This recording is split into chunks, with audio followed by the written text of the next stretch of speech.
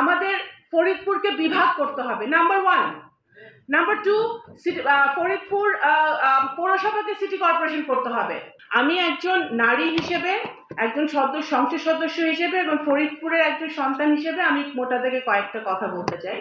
আমি মনে করি যে আমাদের এখানে যে আলোচনাগুলো হয়েছে, প্রথমে আমাদের যেটা করা উচিত যে আমাদের এখানে জেলা প্রশাসক মহোদয়রা আছেন এবং আমাদের দলীয় আমাদের বিভিন্ন যারা আছেন তাদেরকে আমি বলতে চাই যে আপনারা 5 জেলা, আমাদের 600 জেলার কিছু সম্পদ আছে, প্রত্যেক জেলায় আমাদের কিছু না কিছু সম্পদ আছে যেটার জন্য আমরা সেই জেলাগুলো পরিচিত।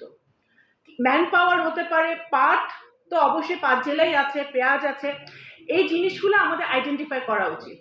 এটা এবং আমাদের যারা জেলা প্রশাসক আছেন এটা ওনারা আপনারা সহযোগিতা করতে পারেন এই কাজে, এবং স্টক টেকিং করা উচিত যে কি আছে কি নাই।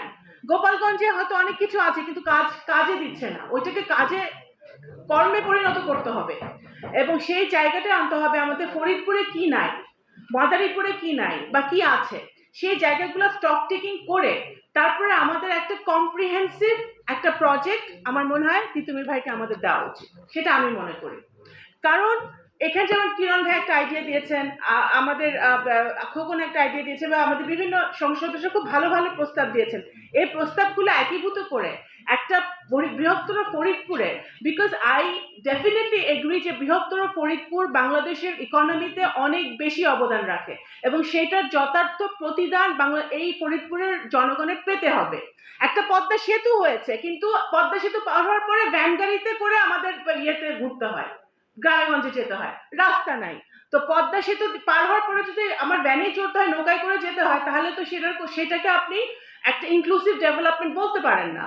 তো সেই জন্যে আমাদের অবকাঠামো প্রয়োজন, আমাদের ফরিদপুরকে বিভাগ করতে হবে, নাম্বার 1। নাম্বার 2, ফরিদপুর পৌরসভাকে সিটি কর্পোরেশন করতে হবে।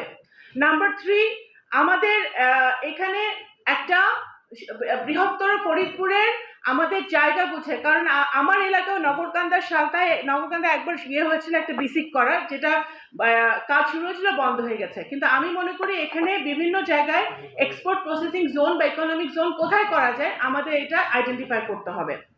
আমাদের পাট শিল্পকে আমাদের অর্থ উপদেষ্টাকে আমি এটাও প্রস্তাব রাখতে চাই যে পাট শিল্পকে আমাদের বাংলাদেশে তুলে ধরতে হবে, আন্তর্জাতিকভাবে তুলে ধরতে হবে। এক্সপোর্ট গার্মেন্টস এর পাশাপাশি, আরএমজির পাশাপাশি পাট, জুট যে একটা এক্সপোর্ট একটা প্রোডাক্ট হতে পারে এবং রেমিটেন্সে ভালো ভূমিকা রাখতে পারে, সেই জায়গায় নিতে হলে আমাদের যারা পাট জুটে ইনভেস্ট করবে তাদেরকে আপনাদের সরকারের প্রণোদনা দিতে হবে।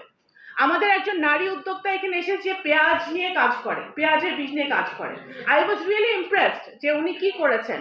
নারী উদ্যোক্তারা যারা, আমি যেহেতু নারী হিসেবে আমি এটা বলতেই হবে, বিকজ আমি উইমেন এম্পাওয়ারমেন্ট নিয়ে বহু বছর ধরে কাজ করতেছি। নারী উদ্যোক্তারা যারা উদ্যোক্তা হতে চায় তাদেরকে সরকারের প্রণোদনা দেওয়া উচিত। এবং পাট শিল্পকে যে কোনো ভাবে, এটা ব্যক্তিগত, আমি অনেকে এখানে ব্যবসায়ীরা ছিলেন, অনেকে আছেন, অনেকে চলে গেছেন, ওনাদের সাথে আমার ব্যক্তিগতভাবে কথা হয়েছে যে পাট শিল্পকে কিভাবে আমরা জাতীয় বা আন্তর্জাতিক পর্যায়ে নিতে পারি, সেই ব্যাপারেও আমরা সরকারের সহযোগিতা আমরা চাই।